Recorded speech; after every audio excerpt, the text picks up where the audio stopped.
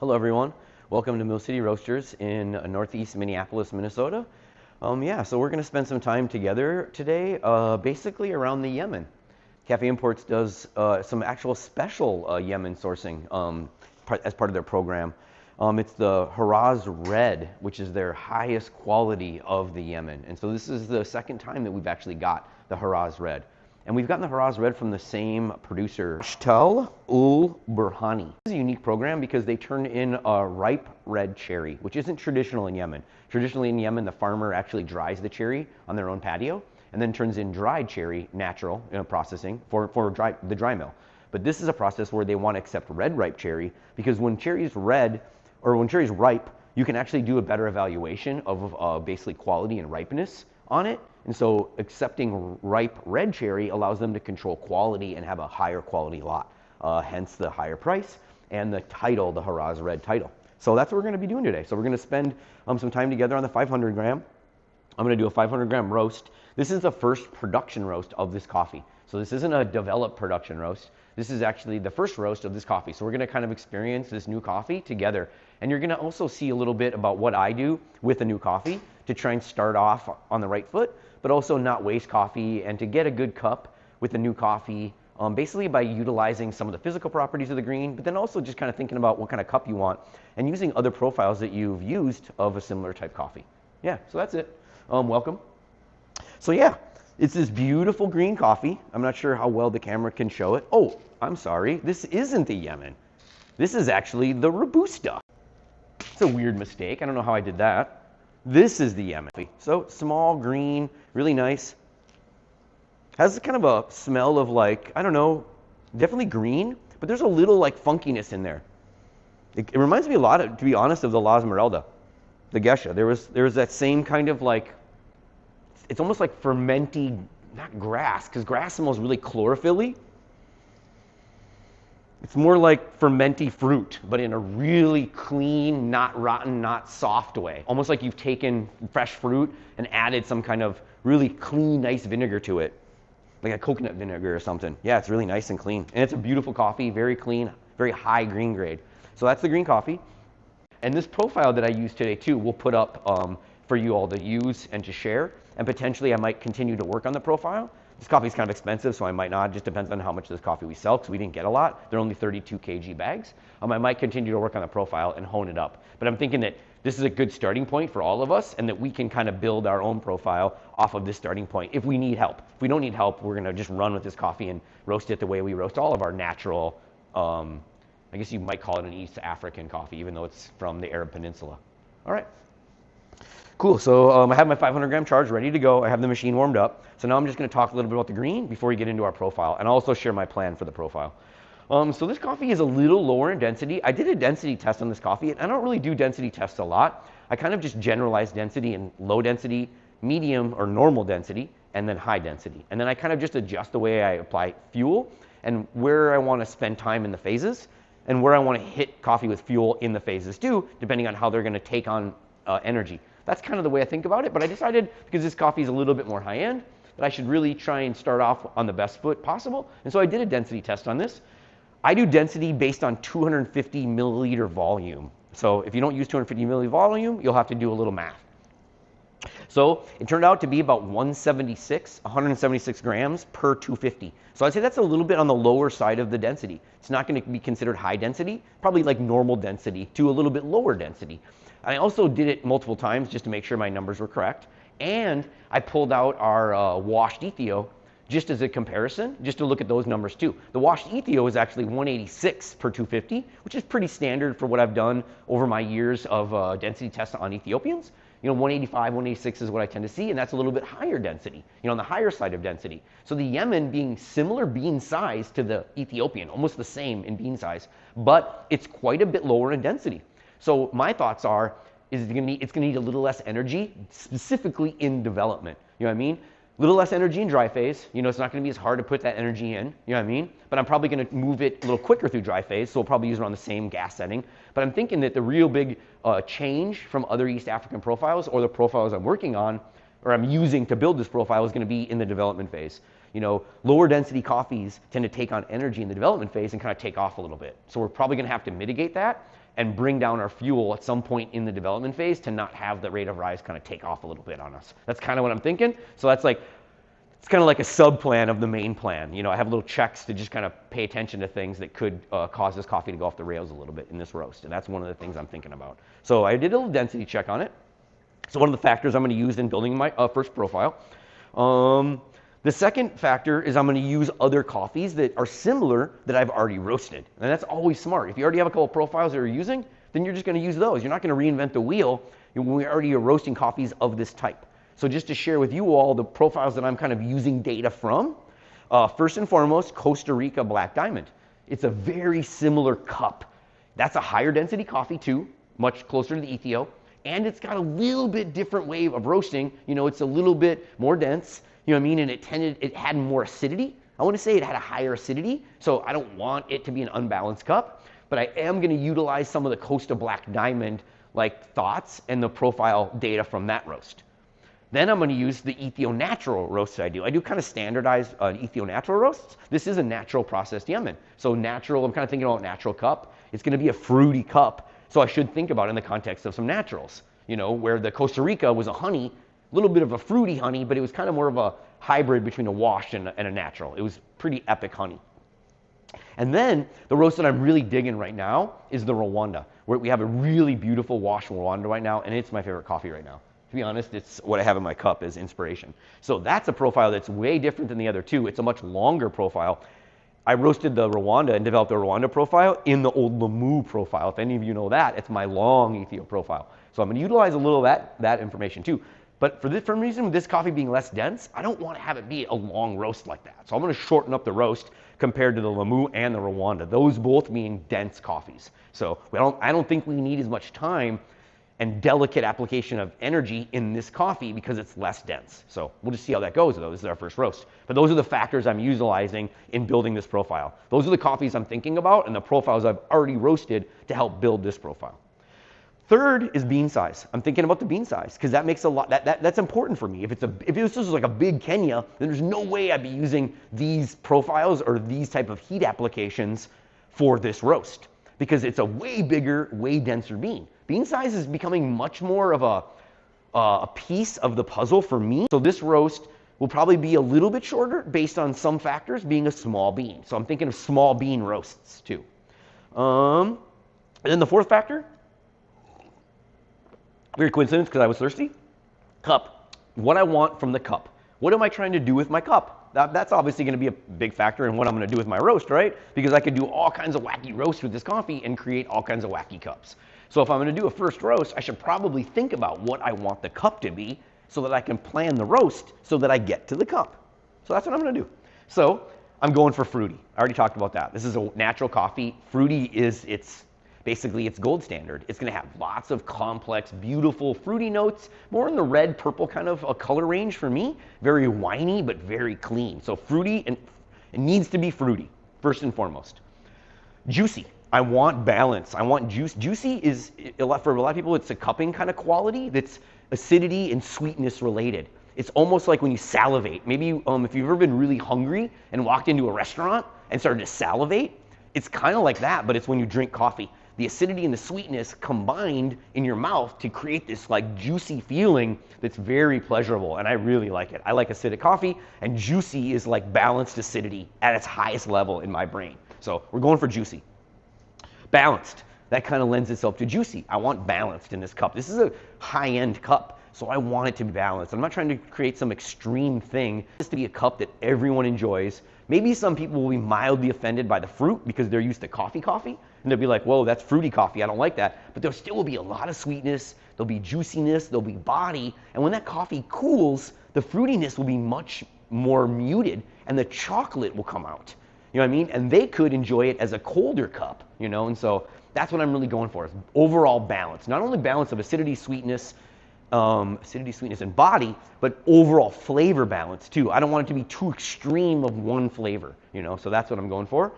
And then heavy nuance. I want there to be a lot of the Yemen nuance. A lot of the origins of our coffee industry come from Yemen. and the place where they started to grow coffee for production. So historically, I want to keep that in my cup. I want this is a delicious coffee. Man, it's almost like a Yemen or something. That's exactly what I'm going for. So heavy nuance. All right, well, that's it. Okay, so let's get to the bones of the profile. I'm giving myself a little bit of wiggle room. I'm looking for a 5-minute dry end, but I added plus there, so I could go longer. I don't really want to go shorter, but 5:30 would be my limit. So 5 to 5:30 for dry end. That's what I'm thinking. For mid, I want 4. I want a 4-minute mid, or we can look at it as 9 minutes to crack. If we hit our first marker right at 5 minutes, then we're going to add 4 to whatever it is. So if we go to 5:15, it's going to be 9:15 crack. If we go to 5:05, it'll be 9:05. We're going to add 4. That's our goal. So our goal for mid phase is 4 minutes, which if we hit a 5-minute dry, will be a 9-minute first crack. But I'm going to break them out as separate sections as we do this roast. Then I'm looking for just 150 of development. You know what I mean? So it's going to be a little bit on the shorter end of development for me. I like 140 to probably like 215 for light roast development. We're going to look on the shorter end because I want lots of nuance. And for this little bean, I feel like we're spending a fair amount of time in the roaster. This isn't an 8-minute roast. If you look at total time, we're looking at almost 11 minutes. And I think that's plenty of time to get this coffee developed, sweet, juicy, and still trap that heavy nuance by having a shorter development phase. Now, this could cup out as a little bit dry and a little stringent, telling me that I need to go a little, maybe like 10 to 20 seconds more in development. We'll see. But this is my first stab at it. That's my plan. I'm going to do my best to stick to my plan. So now I'm going to share with you what we're going to do here on the 500 gram. So 385 charge temp. I'm going to use the PID. I'm going to have my air to low, which is going to be 35 on this machine, low air, 0 fuel. At 1 minute, we're going to hit it with fuel, and it's going to be 2 kPa. So we're going to have 1 minute of burner off. Then I'm going to turn the burner on at 1 minute. I'll have the burner set to 2, which I'm going to do that right now because the machine's warmed up. So even though this is an analog machine, I can still, during warm-up mode, get the gas gauge to 2, which it might reset it a little bit off, and I'll readjust it, but now it's there. So now when I need it, I'm just going to hit that ignition switch, and we're going to have our 2, which is the plan for my roast. So 385 charge, low air, 0 fuel. Then once we charge, we're going to go into 1 minute. 1 minute in, we're just going to hit that button, and then we're just going to make sure we're at 2, which we should be. Good. So at that point, we're pretty much free to think about what's going on in the machine. Then I have a marker in the roast, 3 minutes, question mark. That's to track rate of rise and to see how fast I'm moving through that first phase, because I can make an adjustment then to stay on track. I'll have enough data, and it'll be early enough to where I can make an adjustment and see it before our goal of dry end. If we had a 3:30 goal of dry end, then there'd be no way I could make an adjustment at 3 minutes to try and get to or not get to 3:30 dry end. But since we're looking at 5, I think I can make an adjustment that could keep us on track. So I don't have an adjustment plan because I don't know if it's going to be needed. Instead, I have a 3-minute mark with the question mark, and that's what I'll do.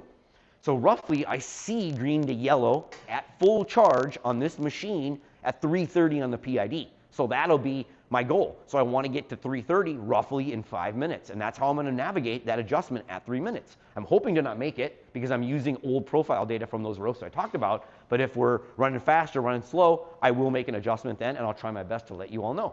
So then the next mark in my plan is 4:45. I have my air increasing to medium. I like to pre-increase my air to medium as we're getting closer to green to yellow. That'll help round out the green to yellow. It also will help provide energy to where the beans are going to be, which is in the loft more as we pass through that first phase. Then we're looking at around a 5 dry end or green to yellow. I don't know when it's going to be, so I just have 5 in there with nothing else. Might be early, might be late. But I do want to make an adjustment of fuel at that point. I want to lower the fuel from 2 to, I don't know what, but I put 1.4 on there. This is the part where it's kind of like mental exercises where I just keep jumping around in my brain from profile to profile that I've run in the past to try and find that 4-minute mid phase. But the impact of the pre-gas setting is going to affect the mid phase too.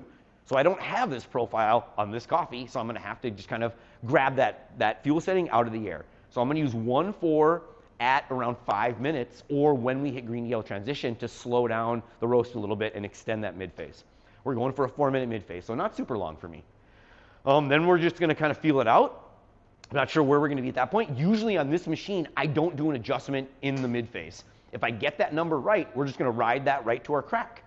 But pre-crack, right when we start hearing outliers, which usually happen around 30 seconds before first crack starts, I'm going to increase my air to high.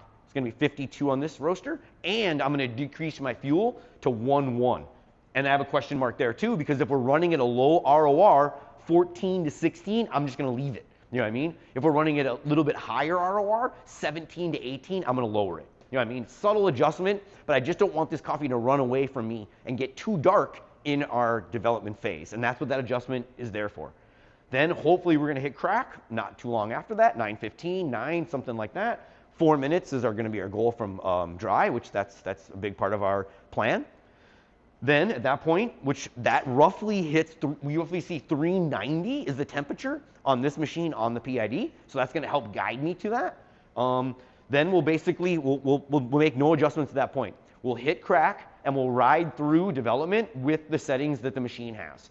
We're hoping to probably go, if I had to guess, probably 15 to 18 degrees total distance in development, a minute 50. You know what I mean? So it's probably going to be an average of, what would that be? So probably like 8 or 9 ROR, let's say, over the whole phases. You know, average of the 2 minutes or 150, we'll see. We'll just see. You know what I mean? This is an experiment, so we're going to have to just try and do our due diligence on adjustments and paying attention and just try our best to adhere to the plan and to make the best cut possible.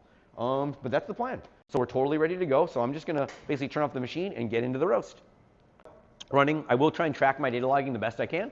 I also like to take my inputs and make my plan on paper and then utilize the data logging together. So I'm going to use them both, and I'll do my best to put notes into the data log as I create it, but I probably won't do that right now. But we will put this profile up with roast pass profile up with the Yemen as a good starting point. So at least you can get the phase data if you're not using roast path or if you're on a different machine, because the temperatures won't be so specific to you, obviously, because you're gonna have a different machine, different probes, yada yada yada. Okay, well I think we're ready to go.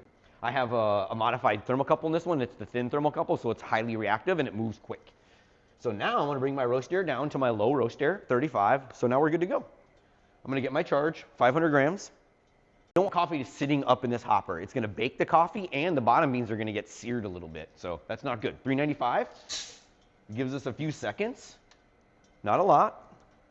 I'm gonna track the roast on the data logging, and then maybe I'll turn on the timer on the roaster too, just to have a little redundancy, never hurts. All right, and there we go. So we're off and running. So I always like to make a plan for my roasts because that gives me the freedom and the flexibility in these early moments to be able to do what I need to do, make sure everything's good, and not be freaking out trying to figure out what I should be doing when I should be doing it. Because every roast you do in production mode is going to be a little bit different. You're going to use a subtle adjustment of fuel to keep that roast on profile. So now we're going to have our gas come on. Yeah, and it's looking like it's just a teeny bit low. So I'm going to bring that back up to 2. So 2, I did the 2 kPa gas at 1 minute. All right, now we're coming up to our 2-minute mark. So we're going to start to see rate of rise appear, you know what I mean, in a real way. Obviously, pre 2 minutes, the rate of rise number doesn't really mean much to us because it's just starting to get data. Never hurts to do a little airflow check. You know, you never know when your roast air kind of can change. Oh, that's good. I like it. Pretty perfect. I was roasting on this yesterday, though, so. All right, we got our 2. We're coming up on 3 minutes now. I'm going to probably just record a 3-minute temperature, just so I can then, you know, do a quick ROR calculation off the PID, you know, but I also have my ROR coming off the BT, so I'm going to use both RORs. So we were looking roughly like we're about 50 degrees from green to yellow, temperature-wise, you know what I mean? And we're moving at 22, so that's going to be a little slow, you know what I mean? So that's probably going to push us more to like 530, is what I'm thinking with that little adjustment. We're going to do a 330. We're going to do a 330 reading right there, 330, 295. Actually, we're moving a little faster. Yeah, so the rate of rise here is a little slower. So I think we're good. I think we're right on track, to be honest, because we're moving it around. It was right around, I want to say, 34 ROR that I counted off the PID. And that means we're going to hit this early, actually. So we're going to hit green to yellow pretty soon here. We're at 4 minutes. I'm just starting to see color coming on. No, I'm not going to make an adjustment. We're going to ride this out to green to yellow. Because the temperature here, we're only about 15 degrees from temperature green to yellow, but every coffee reacts a little different, you know? And that's just temperature green to yellow. It's just kind of an idea. You know what I mean? We're at almost 430. Okay, we are taking on some color, some pretty good color. So maybe I'm going to do a 1.5 here at 430. I am. I'm going to do a 1.5 at 4:30. I'm going to make a quick note on that one. So at 4:30, I went to 1.5. I had planned to go to 1.4 at green to yellow. So I just did a little bit quicker lowering partially to that spot. Now at 4:45, I wanted to go to 45. I'm going to do that because I did see the green to yellowing start. So we were in that zone where 30 seconds out from green to yellow, we're going to help round out green to yellow. That wouldn't surprise me. I was going to say it wouldn't surprise me at all if we're there, and we're pretty much there. There's just a little there it is. So 5:04, I like that a lot. So 5:04 green to yellow. I'm going to write that down now. Go to my 1.4 because I'm actually going to go to 1.3 now. 1.3 at 5:19. I'm going to write that down. 5:19, 1.3. I had originally planned to go to 1.4 at green to yellow, but I went to 1.5 pre. So that's telling me that this roast is running faster at my gas settings. So I'm just going to shift my gas settings a little lower, hoping to adhere to my plan a little better. We did pretty good. I mean, we're going for 5 green to yellow. We hit 5:04. So, what more can we ask for? But now we're looking for 9:04 first crack. So we're just kind of holding out. 390 on this one is roughly where we see crack a lot, or around there. So we're 30 degrees out. We're at 17 ROR. That'd be 2 minutes, roughly. That's going to be 8:30. It's a little early, but usually, from my experience, same fuel setting, roast will run down. We'll see our rate of rise come down. So we're going to bank that it's going to run down at this fuel setting because it's even lower than we planned. So we should be right into like 9. I'm feeling good about this. We're at 15 ROR, and we have around 2, we're almost to 7. So we have at least 2 minutes plus. We're at 14 ROR. We might hit a little early, maybe. I don't know, 1.3. We're at 1.3, though. I could go lower. I could go to, so I have a 1.1 at 30 seconds from crack. I mean, just like we do an early green to yellow adjustment, I could go with an earlier first crack adjustment, too. Move that first crack adjustment up, because the roast has been moving a little faster than my plan. Now we're about 15 degrees from crack. That would be 1 minute. We're going to do that. And I'm going to be more aggressive. I went to 1, which I'm hoping that's super risky. Because with a smaller roaster and you do these gas adjustments with higher airflow settings, sometimes you can lose your roast. So now we're down to 14 ROR. So we did 13 ROR. So we did slower ROR run right away with that adjustment. We are about 13 degrees, though, from crack, 10 degrees. We're a minute plus out. So that adjustment seems good to me, So I'm liking that. But now I'm not going to do a 1 at crack because we're already at 1. So I'm hoping that this 1 can maintain 13, 14. And I might do a subtle increase just so when the crack happens, we don't kill this roast. Because I'm really just trying to extend the time to crack. But in crack, I want it to move certain distance. And I don't want, if the rate of rise drops from 13 to 12, we're going to go up in gas by 0.3. And there it was. So now we went right back. We're just going to maintain 12 into crack. So that was 8:20. So at 8:20, I went back to 1.3. So we kind of did a little bobble there. Now we should be hearing crack really soon here. We're at 8:30, 390. So, nope, I just heard an outlier. Nice. So I'm going to wait a little bit longer because I'm a little worried with my low fuel setting. If I do an air adjustment pre-crack too early, we might run it down. So I'm going to let it pop off a little bit, and then I'm going to do my airflow adjustment. And then theoretically, we're going to let this one ride now. We're averaging 12, so I'm not super worried about that. We're getting close, though, and it's not happening. All right, take a sip of coffee. Maybe it'll help it happen. Oh, I want to do 9:04. 9:06. Close. So at 10:06, we hit 4:03. So we went through 13 degrees in that first minute, which is about right, because we want to go about 15 to 18 in the minute 50. So we're right on track. We're holding our 8 now. I'm getting worried, too, because we're moving through crack. So at 10:30, I'm going to go down to 1.2. Because it's still holding that 8. Now we're coming up on 10:50. I think I'm going to extend the development a little bit, just to move it a little farther. We're at 4:10. I should have been on the trier, but we're talking. So now I'm going to hit this quick. Okay. Yeah, we're going to go a little farther. We're going to go about 10:56 was our goal for 150. I think we're going to go 2:05. So we're going to go 15 seconds. That would be 11:06. No. 11:11. 11. We just picked up 1 degree, so now I'm killing it. Bringing up my air. Oh, yeah. And this is very light looking. Oh, and I missed it. It was 11:13. Man. And if I had to guess, we're going to use that. We're going to say, okay. And that was probably, what, 406? PID? BT. All right. So this coffee is natural, so it's pretty darkish. Usually natural coffees tend to get like this tan color, and they become very smooth. You know, so they're like a tan beige color. They don't really get brown, like dark brown. They just get like this tan beige color, and they get very smooth on the exterior. This coffee doesn't look like that at all. It looks kind of like the way a washed would, where it's like darker burgundy brown, and it's wrinkly. It's not smooth at all. Something that's really weird about really light roasts is they're darker because there's so much ridges in the unsmooth surface that just if you look at them as like a color, they look darker. And as they roast, they smooth out and they get lighter. But in the light world, a super light roast will actually look darker than a more developed light roast as it starts to smooth on its surface. I'm just waiting for it to cool a little bit because I'm gonna run over to the grinder and just do a little quick grind smell, because that's gonna tell me right away whether we went too long, too short, too fast, too slow. Right, those four things I'm gonna know right away, and I'm gonna know longer, shorter, darker, lighter. Okay, and then I'll show you all a little bit. Yep, I think it's cool. It felt really good in my hand too. Like, I pick up roasted coffee and I feel it because that tells me a lot about the density of the roasted. If it's very light, wow, I just got a whiff of this, holy crap. If it's very light, then we roasted it very long and dark, and we basically cooked out all the innards. If it's very dense and stony feeling, we didn't roast it far enough, nearly long enough, because we didn't get any energy inside. It's still like a little stone. If it's somewhere in between, then you're probably in a pretty good place if you're looking for a light medium. Ooh, that's very red. Yeah, the whiff that I caught was like almost like someone just came by and had cracked open a bottle of Beaujolais.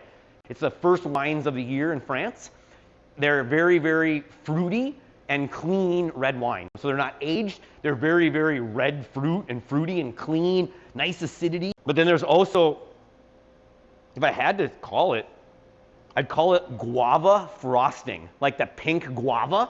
You know, it's acidic, but it's very floral. But if you made a frosting from that for like a cake, like buttercream frosting with guava. But there's also a really nice almond note, an almond and then like citrus peel. So it's very much in the context of East African coffees, you know, natural East African coffees, but I can smell that it's clean. Like it doesn't have a muddling of flavor or a funk going on in it. This is a very clean natural. It kind of reminds me of the Black Diamond, once again, the Costa. All right, I think this is gonna be great. I'm gonna let this rest probably all weekend because naturals tend to need a little bit more rest. So I'm taking 3 to 5 days of rest, and then we'll cup this coffee, and I think it's gonna be popping and really nice, juicy, fruity. It's definitely fruity. I'm not sure about juicy. That's gonna be on the cupping table. Balanced for sure because it's not extreme in this cup. Heavy nuance, yes. So I think 3 of the 4 we can check, and then we'll need to cup to check that 4th box.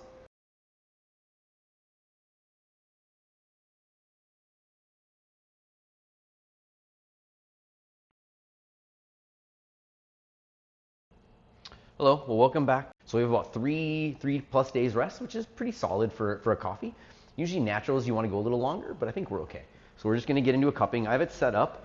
We're basically just going to run through a really quick tasting of this coffee in the cupping format. I like to use the cupping format for my production roast tastings or evaluations. It's not a black and white process where you take that protocol right over. I'm using less cups. I'd say 2 to 3 cups is fine. I also have a purge here, so I'm going to use 4 cups, purge 1, and use 3 for the evaluation. I think 2 is okay too. I'm going to use 3 today just because I like 3 a little more. So I'm just gonna, I have the whole bean right here. I have my water ready to go. I have my timer. I have my 2 rinse cups ready to go with my cupping spoons. I'm not gonna use a full-on SCAA or SCA cupping form. I'm gonna use just some notes, and I'm gonna basically record the aroma, the fragrance, or the fragrance and the aroma, and then I'm gonna do the taste. And then after we do the quick tasting, I'm gonna evaluate the cup throughout the tasting, and then we'll look at the profile, and we'll see if we can find room for improvement in the profile. So that's gonna basically be what we're gonna do. I have the roast here, and we've already shown you the roast a little bit and the profile. So now I'm just gonna get ready for the cupping. I'm just gonna take my samples over the grinder quick and just grind them up. All right, and so now I have my freshly ground cups.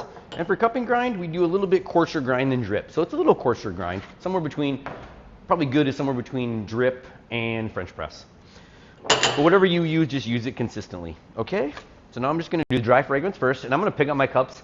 When you cup alone, you can just follow whatever protocols you want. When you cup in a group, you don't wanna touch the cups. There's a lot more protocols to follow.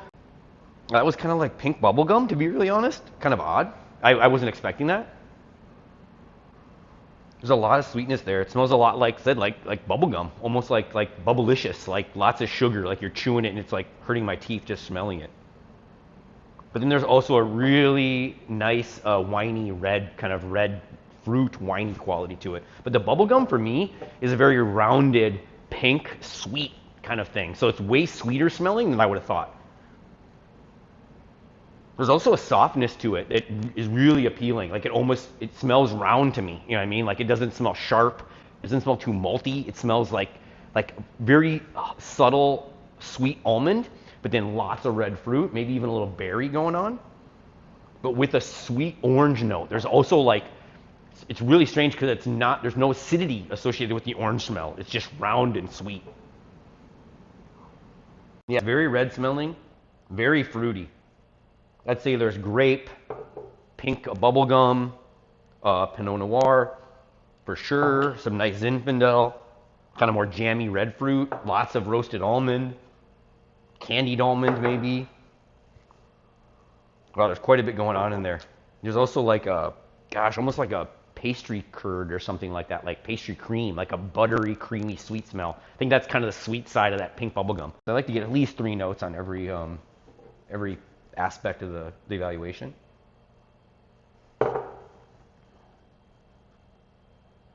Okay, so now we'll just go right ahead and hit it with water. I'm gonna start my timer. We'll go 3.5 to 4 minutes before break, whatever protocol you want to follow. We'll do 4 minutes today here. And then we'll probably let it sit for another 8 minutes, 7 minutes, till around 11 to 12 minutes. And then that's when we'll do our evaluation. But as soon as you pour hot water on your cups, you want to do the wet aroma. Oh wow, that's much more floral. So there's kind of a floral red kind of note going on in there. I guess you could maybe call it hibiscus.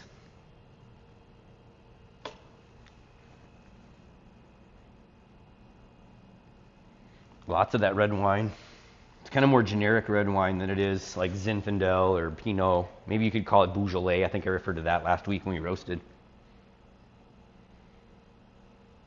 Now I'm getting a little bit, just a really sweet kind of candied almond. And then a touch of what I'm going to call orange zest. It's not sharp, but it's a little bit more akin to like orange oil. It's that like kind of pungent, oily orange smell, I should say. I don't know if that makes any sense to you all, but it makes sense to me. Now I'm getting a lot more, as it kind of rests a little bit, a lot more butter. Kind of almost. Well, that wininess just won't go away though. It's really winey. All right, we've got about another minute to go before we're gonna break. So yeah, so the roast looked really even and nice. I think it worked out quite well. It's a lighter roast, so it's very, very ridgy, even though it looks a little dark, but it's a natural. So you can still see some chaff stuck to it. So that just shows how light it was roasted. That some of the chaff didn't come away. But then also, if I pick it up, like the way I hold it in my hand, it tells me that it was a good roast because it feels really nice, kind of perfect. It feels dense, kind of, but not super dense. Like it definitely feels hollow. There's a hollowness to it. That if it didn't feel that way and it looked this light on the outside, I'd be a little worried that we did not get the energy deep inside of it. But the fact that it looks nice on the outside, nice light roasted color on the outside, and when I pick it up, I feel a little hollowness to it. Not a lot, but a little. That tells me that it was pretty good. Pretty good balance of outside versus inside development. The dry aromas too were very nice. There wasn't anything sharp, agey, funky, roasty, nothing like that in the dry, which usually for me, I pick up any off note in the dry. Like it's very rare that I'll get past the dry with no problems in a roast and then find problems in the cup. For me, the dry has a lot of answers. Now the wet, not so much, and the break, even less. But we still follow protocol. Okay, now I'm going to do my break protocol.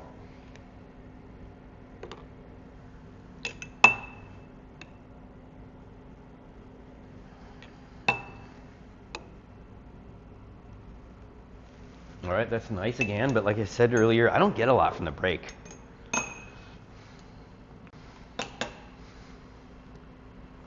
And then once I get it all skimmed, we're basically just gonna do a little short break. I'll stay here, but you all will be able to go away for a bit. So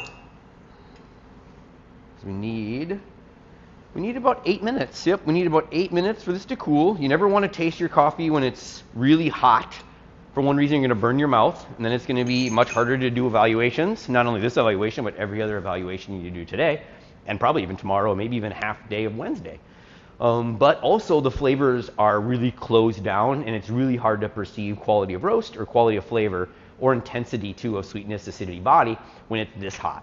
So a lot of cuppers like somewhere between 10 and 12 minutes. Probably based on the ambient room temperature. So we're probably looking at about 7. We're going to come back at 12 minutes, which is about 7.5 minutes from right now. So now it's at like 11:50, so we're just going to go and do a little tasting. You never want to fill your spoon up more than half full. Just a little tip so you don't choke yourself.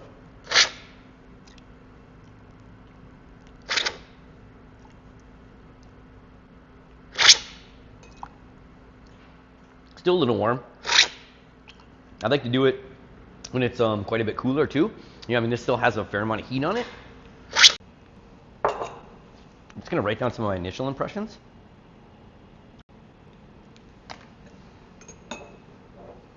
And usually I'll make like 3 or 4 passes, right, just kind of like, not much thought about it, just kind of tasting it and letting it just kind of, populate my brain with ideas. Not trying to decide like good, bad, or indifferent.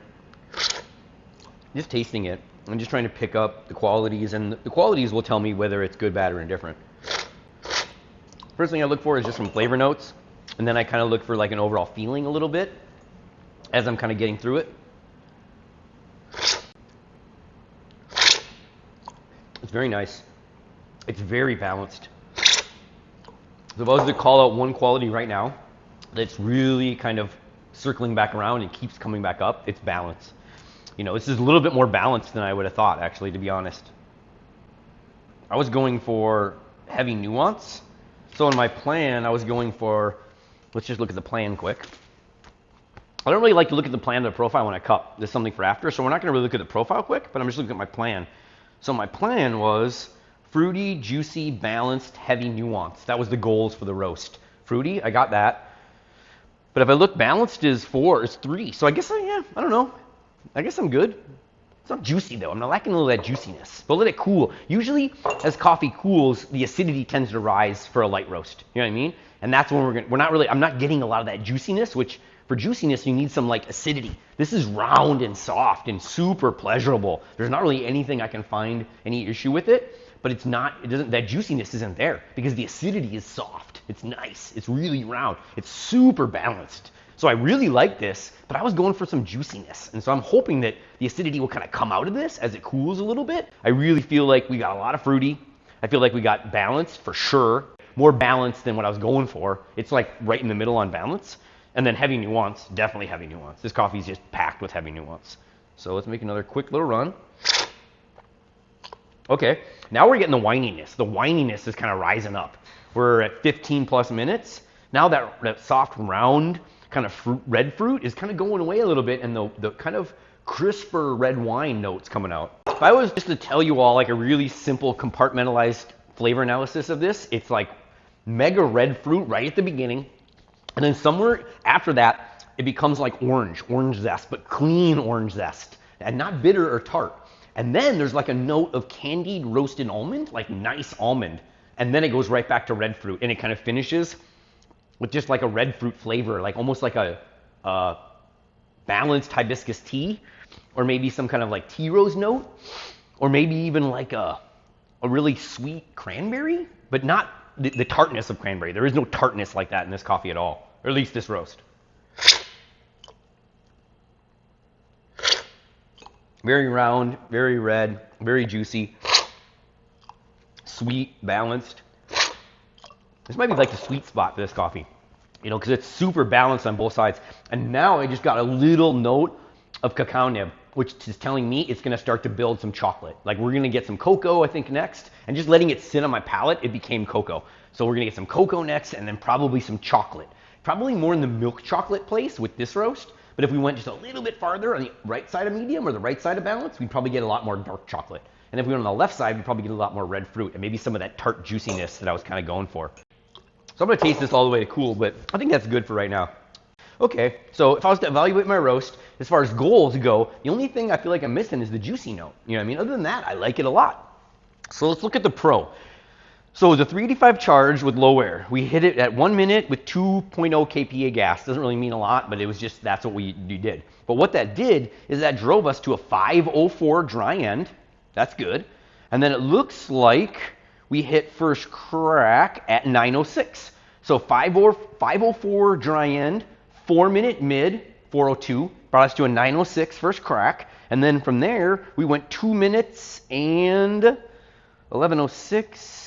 2 minutes and 7 seconds of development.